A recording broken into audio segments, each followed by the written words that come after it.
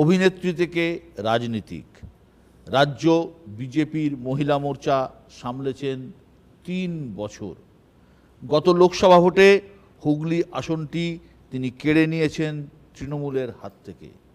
এবার ফের ভোটের ময়দানে তিনি, কিন্তু এবার লড়াই কি একটু হলেও কঠিন? ঘরের অশান্তি কি সুবিধা পাইয়ে দিচ্ছে প্রতিপক্ষকে? নানা প্রশ্নের উত্তর দেবেন তিনি। সোজা সাপটা লকেট চট্টোপাধ্যায়। লকেট নিউজ 18 বাংলায় আপনাকে স্বাগত। লকেট, 9 বছর আগে আপনি তৃণমূল ছেড়ে বিজেপিতে গিয়েছিলেন। দলত্যাগের দিন সাংবাদিক বৈঠকে বলেছিলেন তৃণমূলের থেকে মানুষের জন্য কাজ করতে পারছিলেন না। বিজেপি থেকে কি কি কাজ করলেন? ভালো লাগলো, অনেকদিন পর দেখা হলো তোমার সাথে। আচ্ছা, তুমি করেই শুরু করি তাহলে। ঠিক আছে, এতদিন পরে দেখা হয়েছে, ভালোই লাগছে। একদম।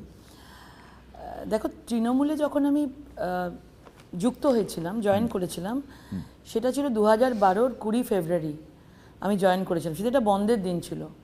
আমি সেখানে জয়েন করি এবং মমতা বন্দ্যোপাধ্যায় ওখানে ছিলেন। এবং জয়েন করার পর 2 বছর গেছে, 2015-তে আমি ভারতীয় জনতা পার্টিতে জয়েন করেছি। এবং তৃণমূলে জয়েন করার পর রাজনীতি যদি বলো, আমি কিছু জানতাম না। আমাকে ওই কোনো জায়গায় গেলে হাত নাড়তে হবে আর গাড়ি করে যেতে হবে, সানগ্লাস মাথায় দিয়ে, যেরকমভাবে সবাই যায় এখন সেরকম। আমি দেখেছি প্রচুর জায়গায় গেছি, কৃষ্ণনগর গেছি, বীরভূম গেছি, বিভিন্ন জায়গায় আমার পাঠানো হয়েছিল, কিন্তু সেখানে মানুষই দেখেছি আর হাত নাড়া আর কোনো কিছু ছিল না। একদম পরিপক্কভাবে রাজনীতি আসলে কি, যে ধাঁচা আছে, কোনো দিনই সেখানে আমি ঢুকতে পারিনি। আমাকে 2014-তে আমাকে ওয়েস্ট বেঙ্গল মহিলা কমিশনের মেম্বার করা হয়েছিল। আমি 7 মাস ওখানে ছিলাম। কয়েকটা ঘটনা আমাকে খুব একটা অত্যন্ত আমার নিজেকে একটুখানি বিরক্তি লেগেছিল আমার, যে এটা কিসের রাজনীতি, যদি মানুষের জন্য সেবা করতে হয় তাহলে পুরোপুরিভাবে আসা উচিত। কিন্তু তখন দেখছিলাম যে ঠিক মতো যার জন্য আসা, যে অন্যায়ের বিরুদ্ধে প্রতিবাদ করা, সেটা মনে হয় ওই শাসক দলে থাকাকালীন সেটা খুব একটা আমার ভেতরে স্যাটিসফ্যাকশন লাগছিল না। তো তখন আমার মনে হয় যে আমি যখন জনসেবা করতেই চাই, তাহলে সেখানে পুরোপুরিভাবে 100% দিতে চাই এবং রাজনীতিটা কী তার ধাঁচায় ঢুকতে চাই। তো আমি ভারতীয় জনতা পার্টি জয়েন করি 2015-তে, এবং তারপরে আমি 1 বছর কাজ করেছি, তারপর সেক্রেটারি, তারপর তো বীরভূম থেকে আসন লড়েছি, ময়ূরেশ্বর থেকে, তারপর মহিলা মোর্চার প্রেসিডেন্ট 4 বছর চালিয়েছি, 19-এ লড়েছি।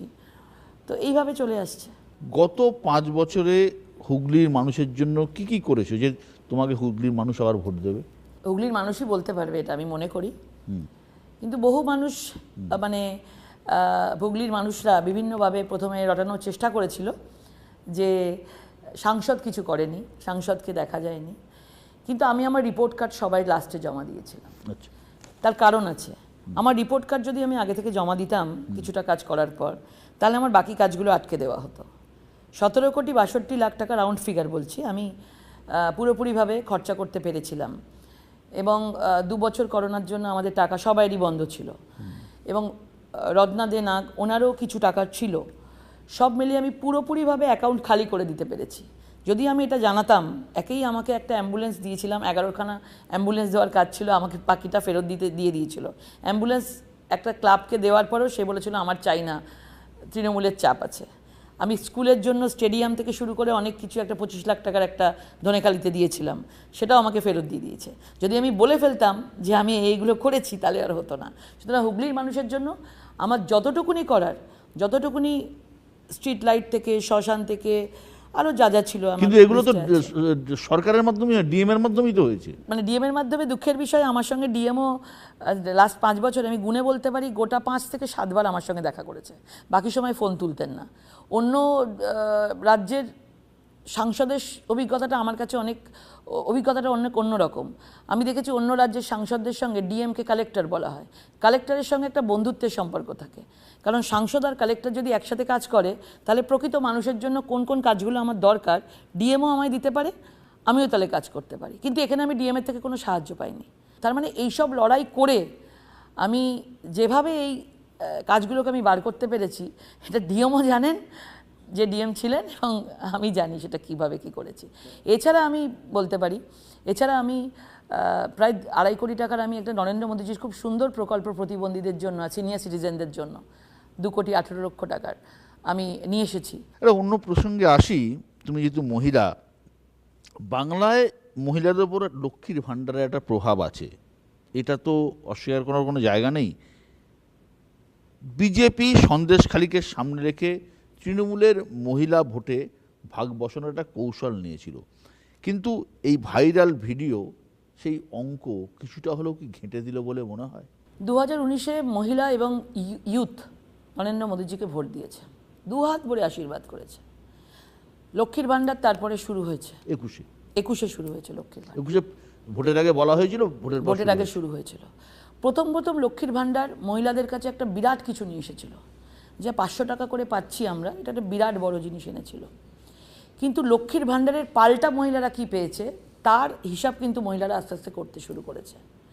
কারণ তুমি যদি দেখো, সন্দেশখালীর ঘটনা যেভাবে একটা বড় আকার সুনামি নিয়ে এসছে, যেটা ভোটের অনেক আগে থেকেই এটা হয়েছে, সন্দেশখালীর ঘটনাটা হঠাৎ করে ভূমিকম্পের মতো এসছে, মহিলাদের আওয়াজ, মহিলাদের প্রতিধ্বনি উঠে এসছে। কিন্তু ঘটনা হচ্ছে যে ভাইরাল ভিডিও তো তোমার দেখা যাচ্ছে যে সব কিছু প্ল্যান্টেড। এই ছোটোখাটো একটা এটাকে মানে ফেক ভিডিও বানিয়ে ভাইরাল করে এইগুলো পৌঁছানো, এখন আর এগুলো আর মানুষের মধ্যে যাবে না। কারণ মানুষ যে জিনিসটা দেখে ফেলেছে, এটা বাংলাতে এই যেমন জিনিস চলেই, কিন্তু বাংলাতে এই জিনিস চলে এবং যে সন্দেশখালীর মহিলাদের আওয়াজ উঠছে সেটা সবাই বিশ্বাস করেছে। কিভাবে এই ভাইরাল ভিডিওর মোকাবিলা তোমরা করছো রাস্তাঘাটে, পথে? নেই কেউ শুনছে না। আমি যেখানে যাচ্ছি, আমি তো প্রায় 3 মাস ধরে এখানে আছি, আমি মহিলাদের সাথে কথা বলছি, সন্দেশখালী বললেই সবাই এক বাক্যে সন্দেশখালী হতে দিতে চায় না, সব হাত তুলছে। এই ভাইরাল ভিডিওর কোনো রিপারকেশন নেই। লকেট, এ রাজ্যে ভোটে হিংসার খবর সাধারণত মুর্শিদাবাদ থেকে আসে, কিন্তু আমরা দেখেছি ভোটের আগেই হোক বা ভোটের দিন মুর্শিদাবাদে সেরকমভাবে কোনো ঘটনা ঘটেনি। কোচবিহারে সামান্য কিছু ঘটনা ঘটেছিল, কিন্তু লোকসভা ভোটে পান্ডুয়ার ঘটনা, একজন প্রাণ গেল, কি বলবে? প্রথমে পরপর 2 দিন বোম ব্লাস্টিং এবং তারপরে একটি মহিলার রেপ করে মার্ডার, দুটোকেই ঘুরিয়ে দেওয়া হয়েছে। আমি আমার জায়গা থেকে নিশ্চয়ই বলবো, কারণ পরিবারের সঙ্গে আমি কথা বলেছি। মানে বোমা বিস্ফোরণটা ভয়ঙ্কর, কিন্তু ওটা তো মানে রাজনৈতিক নয়। এটা তো দেখো, মানে তোমরাও এতদিন রাজনীতিতে আছো, কারণ মহিলার পরিবারের সাথে আমি নিজে আছি, আজকেও মহিলার পরিবার এসেছিল সেখানে, পুরো পরিবারকে নিয়ে গিয়ে তাকে জোর করে বয়ানটা লিখে তাকে দিয়ে সাইন করিয়ে নেওয়া হয়েছে। বেচারা কী করে বুঝবে? এবং এত বড় একটা বোম ব্লাস্টিং, এত বোম পড়ে আছে, বলে পারিবারিক ঘটনা। যে ঘটনাই ঘটছে না কেন সেটাকে উল্টে দাও, সেটাকে একটা পারিবারিক বলো, বজ্রপাতে মহিলার মৃত্যু বলো। বজ্রপাত সেদিনকে হয়নি ওই জায়গায়, হঠাৎ করে একটা ভ্যানিটি ব্যাগ নিয়ে মাঝ রাস্তায় একটা মহিলা উপুর হয়ে রক্তারক্তি হয়ে আছে। বজ্রপাতে তো রক্তারক্তি হবে না, গায়ে তো ক্ষতচিহ্ন থাকবে না। আমাদের চ্যানেলকে দেয়া সাক্ষাৎকারে প্রধানমন্ত্রী নরেন্দ্র মোদী বলেছেন বাংলায় বিজেপি ক্লিন সুইপ করবে। অমিত শাহ দাবি করছেন বাংলায় 30-এর বেশি আসন পাবে বিজেপি। এটা কি সম্ভব?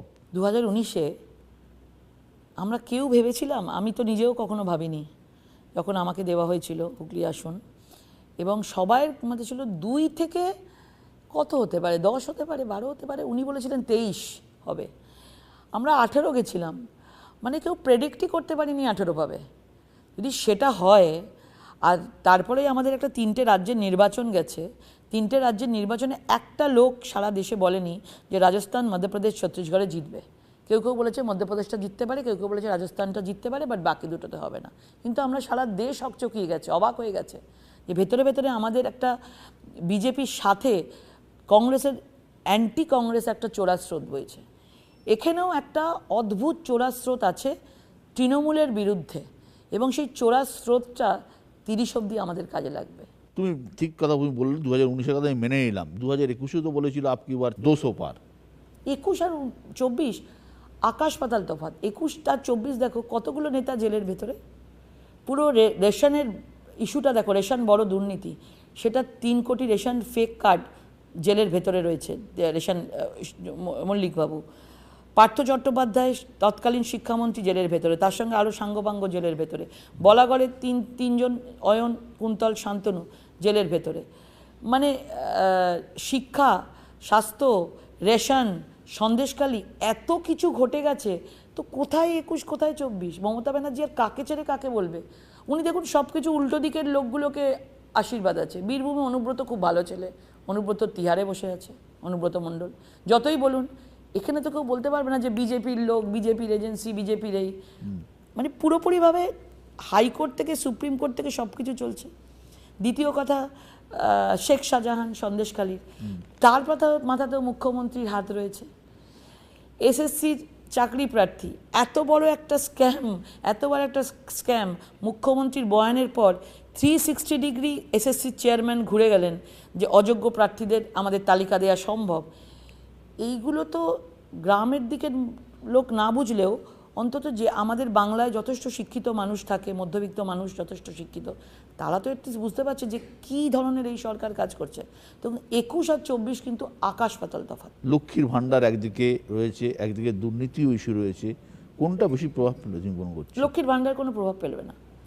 কি বলছো? আমি বলছি আপনাকে, এটা দেখে নেবেন। 500 থেকে 1000 টাকা করেছে, কাউকে দেখেছেন কিছু নিয়ে বলতে? ঠিক আছে, দিচ্ছে নিয়ে নিচ্ছে, কিন্তু ওরা জানে তার উল্টো দিকে কী আছে। প্রধানমন্ত্রী আবাস যোজনায় বাড়ি রয়েছে, প্রত্যেক বাড়িতে কলের মাধ্যমে জল প্রত্যেক বাড়িতে দেওয়ার জন্য কে দিচ্ছে? প্রধানমন্ত্রী দিচ্ছে। প্রত্যেকদের 5 কেজি করে রেশন কে দিচ্ছে? প্রধানমন্ত্রী দিচ্ছে। প্রত্যেকে জিরো ব্যালেন্স অ্যাকাউন্ট কে দিচ্ছে? প্রধানমন্ত্রী দিচ্ছে।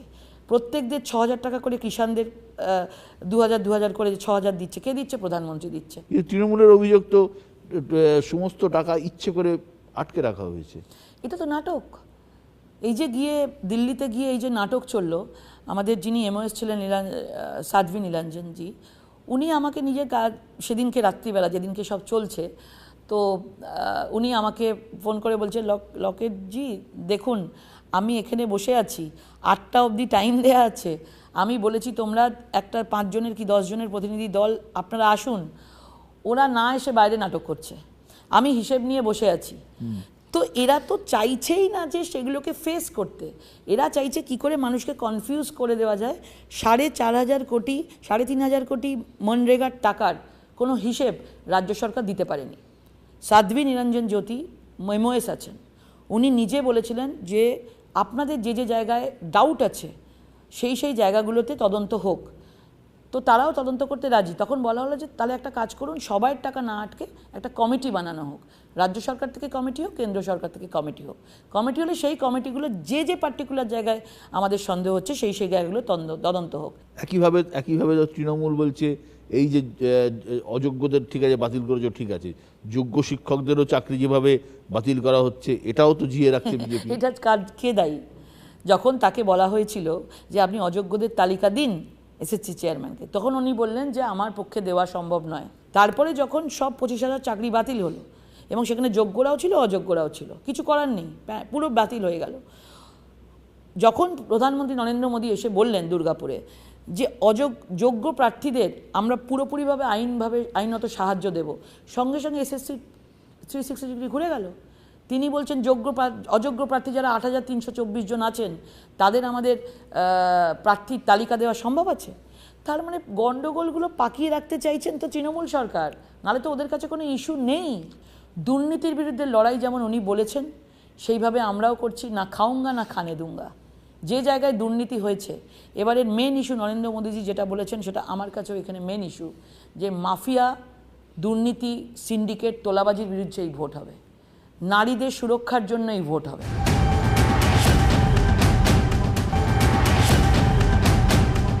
লকেট, এই রাজ্যে বিজেপির যে কজন সাংসদ রয়েছেন তাদের মধ্যে তুমি একটা অন্যতম জনপ্রিয় মুখ, তোমাকে নিয়মিত মিটিং মিছিল সব জায়গায় দেখাও যায়, তবুও 2021-এর বিধানসভা ভোটে হেরে গেলে কি করে এরকম একটা জায়গা থেকে? 2021-এর বিধানসভা অবশ্য আমাদের মানতে হবে। 2021-এ আমাদেরকে মানুষ মনে করেনি তৃতীয়বারের জন্য মমতা বন্দ্যোপাধ্যায়কে, রাজ্যের ভোট ছিল, মমতা বন্দ্যোপাধ্যায়কে আবার একটা সুযোগ করে দিয়েছিল, এটা মানতে হবে এবং আমাদের হারটা স্বীকার করতে হবে, হার স্বীকার করে নেওয়া উচিত এবং রেট্রোস্পেকশন করা উচিত। অনেকে বলছে লোকসভা ভোটের মধ্যে চুঁচুড়া বিধানসভা পড়ছে, তো 2021-এর বিধানসভাতে চুঁচুড়ার মধ্যে একটা সিট, 7টা সিটের মধ্যে সেটা যিনি জিততে পারছেন না, চুঁচুড়ায় হেরে হুগলিতে জিততে পারবে অনেকেই বলছে। দেখুন, মানুষ এবার ভোট দিয়েছিল এবং মানুষ 2024-এ যে ভোট দেবে সেটা অনেক কিছু বুদ্ধি বিবেচনা করে কারণ 21 থেকে 24-এ অনেক কিছু ঘটে গেছে হুগলির বুকে। তিনজন শিক্ষক নিয়োগ দুর্নীতিতে জেলের মধ্যে রয়েছে। হুগলির প্রধানমন্ত্রী আবাস যোজনায় বিরাট দুর্নীতি হয়েছে, আমি প্রেস কনফারেন্স করে বলেছি। সিঙ্গুর গ্রামীণ হসপিটালে রিসেন্টলি আমি করেছি, ইউএসজি মেশিন মহিলাদের 2017-য় এক্সপায়ার করে গেছে। আমি সরাসরি সারপ্রাইজ ভিজিট করেছি সিঙ্গুরে, ডক্টরদের গিয়ে ধরেছি, মহিলা ডাক্তার ছিল, যে আপনারা এভাবে করছেন, আপনারা জানেন? বলে আমরা ওপরে জানিয়েছি, কিন্তু আমরা কি করব বলুন। মানে ভেবে দেখুন, তাহলে মহিলাদের 1000 টাকা একদিকে, আর যেখানে গর্ভস্থ সন্তান পেটের মধ্যে রয়েছে সেই ইউএসজি মেশিনে যে দেখবে সেইটা 2017-র, সেই মেশিনকেও তারা বিশ্বাস করতে পারছে না। লোকের অনেকে ভেবেছিল হুগলি কেন্দ্রে কোনো পলিটিক্যাল ক্যান্ডিডেট দেবে তৃণমূল কংগ্রেস, তার পরিবর্তে টিকিট পেয়েছেন অভিনেত্রী রচনা বন্দ্যোপাধ্যায়। তোমার জন্য কি একটু সুবিধা হলো? সুবিধা অসুবিধা আমি বলবো না, প্রত্যেকটা লড়াই খুব কঠিন হিসাবে নেওয়া উচিত। সুবিধা অসুবিধা বলবো না, কিন্তু একটাই খারাপ লাগে যে হুগলিতে এত লোক ছিল, পলিটিক্যাল ভালো ভালো লোক হুগলিতে আছে, হুগলির মতো জায়গায়, সেইখানে তাদেরকে না টিকিট দিয়ে বাইরে থেকে যেই লোক বসিয়ে দেওয়ার একটা স্ট্র্যাটেজি উনি নিয়েছেন, যে যত দুর্নীতি আছে, যত কিছু নিজেদের মধ্যে গোষ্ঠীদ্বন্দ্ব আছে, আমি বাইরের একটা গ্ল্যামার দিয়ে, লাইট অ্যাকশন ক্যামেরা দিয়ে আমি ওটাকে বুঝিয়ে দেবো। আমি বলছি এই স্ট্র্যাটেজিটা ওনার মিমি চক্রবর্তী, নুসরাত জাহান দেখুন, 5 বছর পর হাওয়া, ভোটটা নিয়ে নেওয়া হলো, ভোটটা বাক্সে পড়ে গেল, 5 বছর পর নেই, পার্লামেন্টেও দেখা যায় না। তো এখানেও আমার একটা স্ট্র্যাটেজি নিয়েছে, মানুষ তো এবার বুঝতে পারছে। আর আমার ক্ষেত্রে আমি এসছি 1 বছর ধরে, আমার কোনো কাজ ছিল না, 1 বছর ধরে শুধু দৌড়ে গেছি, কোথায় কোন মহিলার কী হয়েছে সারাক্ষণ দৌড়ে গেছি। তার 1 বছর পর সেক্রেটারি হয়েছি, তার 1 বছর পর আমি বীরভূমের ময়ূরেশ্বর থেকে লড়েছি, আমায় টিকিট দেওয়া হয়েছিল ওইরকম একটা সন্ত্রাস জায়গায়, 37,000 ভোট পেয়েছি। তো আমি হঠাৎ করে আমি প্যারাশুটের মতো আমাকে নামিয়ে দেওয়া হয়নি, যথেষ্ট স্ট্রাগল করেছি। মুখ্যমন্ত্রীর নিজেদের নেতাদের প্রতি আর কোনো অবিশ্বাস নেই, সব সেলিব্রিটি সিনেমা আর্টিস্টদের নিয়ে টানাটানি করছে। কেন? দেবের কথা আমি বলবো না, দেব এক্সেপশনাল আমি বলবো, এবং দেব পলিটিক্স ছেড়ে দিতে চেয়েছিল সবার সামনেই। আমি একবার দেবকে বলেছিলাম পার্লামেন্টে, ছেড়ে দিচ্ছ বলে, হ্যাঁ সিনেমাতে কাজ করবো। তাহলে তুমি যদি সিনেমা করো এবার তো তাহলে তুমি আমাকে নিতে পারো, আমি ওকে বললাম। বললো হ্যাঁ তুমি করবে কাজ। এখন তো পারবো না, যদি কখনো সময় পাই করব। আমার ইন্টারভিউতে দেব এসেছিল, তোমার কথা বলছিল, লকেটজির সাথে আমার খুব ভালো সম্পর্ক বলছিল। তুমি কি মনে করো এই যে যারা তোমাদের মতো লোক, যারা গ্ল্যামার জগৎ থেকে আসছে এখানে, তাদেরকে তুমি বলছো ব্যবহার করা হচ্ছে, তাদেরও একটু ভেবেচিন্তে আসা উচিত? নিশ্চয়ই আসা উচিত। দেখো, 2 নৌকায় পা দিয়ে কাজ হয় না। আমি মানে তারা কি ভাবছে, কি এটা তো ইজি জায়গা নয়। যারা আসছেন আমি তাদেরকে দয়া করে বলবো, রাজনীতিটাকে ভাববেন না যেটা বিশাল গ্ল্যামারের জগৎ, আমি অনেক কিছু সুবিধা পেয়ে যাই। রাজনীতিটা কিন্তু একদম মানুষকে, আমাকে যেরকম দেখছেন, এটা কিন্তু মানে আমি নিজেকে আর্টিফিশিয়ালি তৈরি করিনি। এই রচনাকে যেভাবে ট্রোল করা হচ্ছে, দুধ ধোঁয়া এইসব নিয়ে, তো সেটা তো বিজেপির একটা সেকশন তোমরাই করছো। না, বিজেপি করছে না। আমাদেরকে নিয়ে তো আমাদের সিনেমা ছোটো ছোটো ক্লিপিংসও বেরিয়েছিল আমার আর রচনার নিয়ে ক্লিপিংস। আমি দেখেছি যে মানুষ কত মানে আজকের ডেটে সোশ্যাল মিডিয়া কী হয়ে গেছে। কিন্তু যদি ব্যক্তিগতভাবে আমাকে বলো যে এরকম ওকে নিয়ে মিম করা, আমি পছন্দ করি না। তোমার রচনা বন্দ্যোপাধ্যায়কে খুব একটা সিরিয়াসলি তুমি নিচ্ছ না প্রতিপক্ষ হিসাবে? প্রতিপক্ষ তো আমি আরও নই, প্রতিপক্ষ তো দুর্নীতির বিরুদ্ধে লড়াই চলছে। রচনার সাথে তোমার সম্পর্ক কেন? ভালো, খুব ভালো।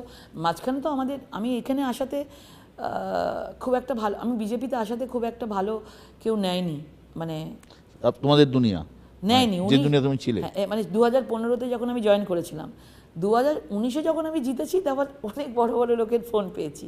আর রচনার সঙ্গে আমার দেখা হয়, মনে হয় প্রসেনজিৎ চ্যাটার্জি নাকি অনেকেই ছিল বড় বড় লোকেরা, কিন্তু মাঝখানে রচনার সঙ্গে আমার কথা হয়নি। কিন্তু বন্ধু অবশ্যই আছে, দেখা হলে তো কথা হবে। এই যে আমিষ নিরামিষ বিতর্ক ভোটের ময়দানে হচ্ছে, ব্যক্তিগতভাবে তুমি কি মনে করো, তুমি কি খাবে কি খাবে না, সেটা কি অন্য কেউ বলে দিতে পারে বা বলে দেওয়া উচিত? না, এটা একদমই না, এটা না রটানো হয় আমার মনে হয়। দেখো, আমি তো উত্তরাখণ্ডেও কাজ করে এসেছি, এবং আমি তো মাছ ভাতে বাঙালি, মাছ তো পছন্দই করি। বাঙালির মাছ ভাত ছাড়া কিছু হয় না, এবং সেটা পুরোপুরিভাবে বিশ্বাস করি। উত্তরাখণ্ডে গেছি যখন, সেখানে তো নিরামিষ চলে, সেখানে মাছ পাওয়াটাও মুশকিল। আমার ভেতর থেকে, মন থেকে ইচ্ছা হয়েছে আমার, তো আমার যেটা ইচ্ছা হয়েছে আমি খেয়েছি। বিজেপি যদি ক্ষমতায় আসে আর তুমি যদি হুগলি কেন্দ্রে যেত, তাহলে লকেট চট্টোপাধ্যায় কি মন্ত্রী হিসেবে দেখা যাবে কেন্দ্রে? এটা তো দেখো, এটা তো সেন্ট্রাল থেকে ঠিক হয়, এটা তো আমরা জানি না, কিন্তু জিততে হবে, ইটস ভেরি ইম্পর্ট্যান্ট। লকেট সংগঠনে তুমি কাজ করেছো, তুমি সাংসদ হয়েছো, রাজনীতিক লকেট চট্টোপাধ্যায়ের স্বপ্ন বা উচ্চাসা কি? আমি তো হঠাৎ ডেস্টিনিতে নিয়ে এসছি আমাকে, আমি এটা বলবো, ডেস্টিনি। আমি রাজনীতির সঙ্গে কোনোভাবেই ছিলাম না, তো স্বপ্নও দেখিনি কিন্তু আমি রাজনীতি নিয়ে, তো স্বপ্ন ছাড়াই রাজনীতিতে এসেছি। এসেই যখন পড়েছি তখন আমি চাই আরও বেশি করে মানুষের মধ্যে থেকে, মানুষের সাথে থেকে জনসেবা করা, এটাই চাই। লকেট, তুমি একটা সময় ফুল টাইম অভিনেত্রী ছিলে, এখন তুমি ফুল টাইম রাজনীতিবিদ। দেব, ব্রাত্য, এরা তো প্রফেশনটাও চালিয়ে যাচ্ছে, কখনো কি ইচ্ছে হয়নি রাজনীতির পাশাপাশি অভিনয়টাও করি? আমার একবারের জন্য ইচ্ছে হয়নি, মানে আমার মাথাতেই আসেনি, হয়তো আমি এত বিজি হয়ে গেছি কাজ রাজনীতিতে, আগামী দিনে কী হবে আমি জানি না, কিন্তু আজ পর্যন্ত যদি বলো আমার রাজনীতি থেকে একবারের জন্য ইচ্ছা হয়নি আমি অভিনয় জগতে চাই।